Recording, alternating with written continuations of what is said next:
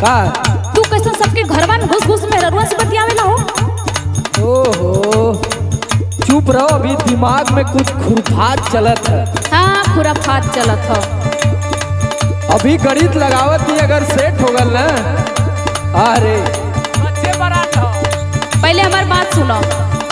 सुना तोरे तो सुनत सुनत दिमाग डिस्टर्ब हो जाए। अब हमके लगता तू चल जा कमाए सहिया, दिल्ली दुबई चाहे बम्बईया।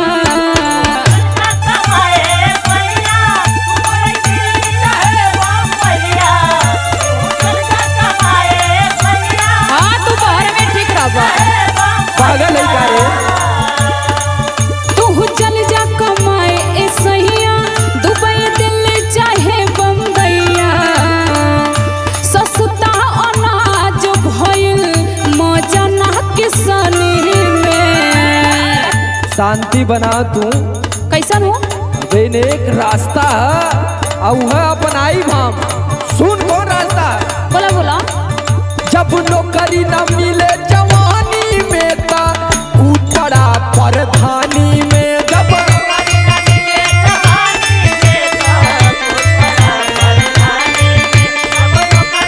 अच्छा बस ये है।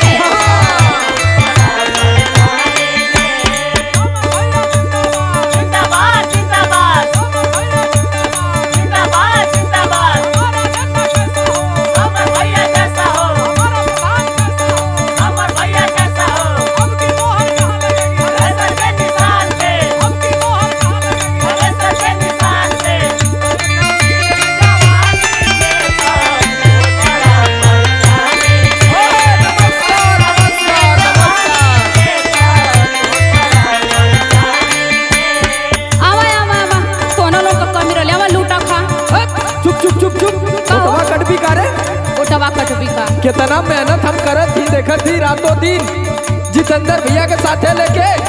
हाँ कब पैसा रखले हुआ पकिटिया में? अरे समर भैया भौजी का है इतना गरमा करी हो।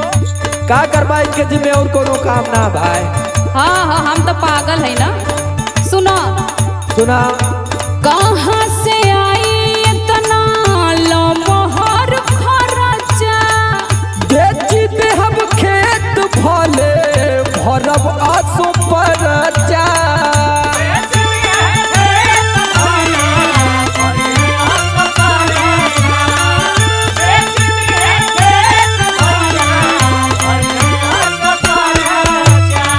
हाँ चढ़ावा चढ़ावा चर्बी सब बेचा। चढ़ावा ना, अब मेरे माइंड में बैठ गया है कि मैं आने वाला भविष्य का प्रधान हूँ, इस गांव का प्रतिनिधित्व करूंगा मैं। कहाँ से आई इतना लमहर खर्चा? बेची दे हम खेत भले भरब आसो परचा। बनल होई जतिया डूबावा जहनी पानी में। अरे तू देखत यू सैदपुर से वार्ड नंबर 1 से जितेंद्र भैया जिला पंचायती जीतत हुआ, हम प्रधानी ना जीतब। सुन सुनावा सुनावा। जब नौकरी न मिले जवानी में ता कूद पड़ा परधानी में।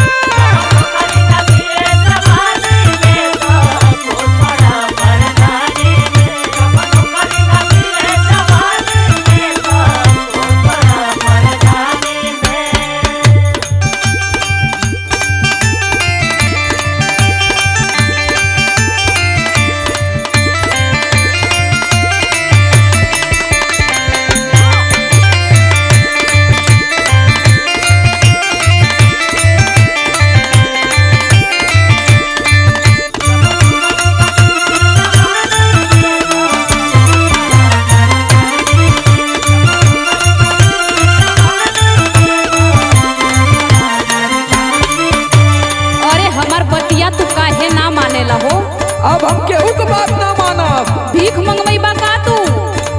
हम माला माल हो जाएंगे, माला माल। भैया हमने के पूजा तैयार है। अब भाई देख, युवा जवान कुल नौजवान साथी, चाचा दादा माई बहन भौजाई तो एकदम कुल हमारे फेवर में है। हाँ एक लौता देवर हम आई। अब भैया लोग के मना ला। भैया लोग एक आध जाने छटकल हुआ, उन्होंने लोग के खींच ले। घबरो मत। सुना सुना सुनाओ। खाके दारू मुर्गा गौआ को देही कंगाल हो। जीत जाइब चाहिए धन हो जाइब माला माल हो।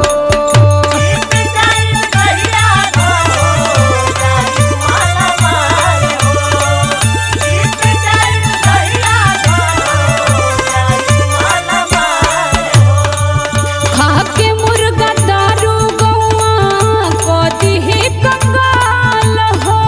जीत जाइब चाहिए धन हो जाइब माला माल हो।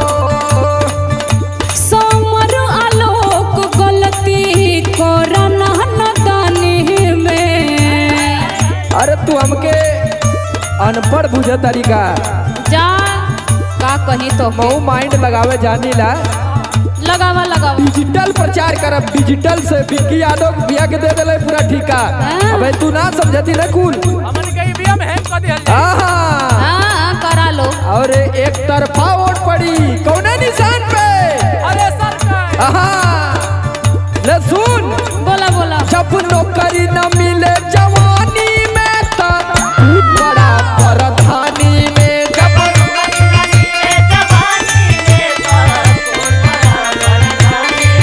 जब नौकरी न मिले जवानी में तब बड़ा प्रधानी में। जब नौकरी न मिले जवानी में तब बड़ा प्रधानी में।